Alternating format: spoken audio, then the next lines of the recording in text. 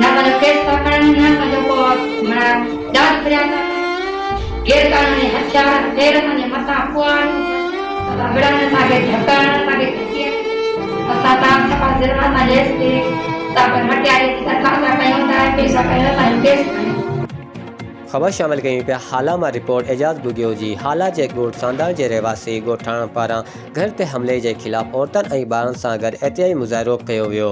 किरिया बिरादरी सां तालुक़ रखंदड़ ॻोठाणन इमाम बख्श किरियो मसमात अरबाबज़ादी मसमात शेरबानो एहतियाज कंदे चयो त असांजे सोटनि ऐं भाउरनि कमरुद्दीन किरियो, रजब बदर, नदीम दादलो ऐं आशिक़ किरियो असांजो जीअण जंजाल करे छॾियो आहे। हिननि चयो त ॻोठ मां लॾाइण लाइ असांजे मथां हर वक़्तु हमला कंदा रहनि था।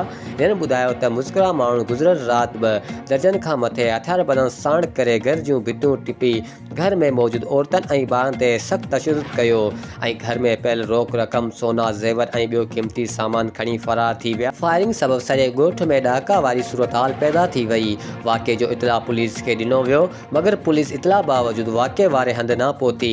हिननि ॿुधायो त मुस्किरा माण्हू तमामु घणा बाअसर आहिनि ऐं खेनि इलाइक़े जे वॾेरनि जी पुष्टपनाही पिणु हासिलु आहे, जंहिंजे करे पुलिस बि असांजी मदद करण लाइ तयारु न आहे।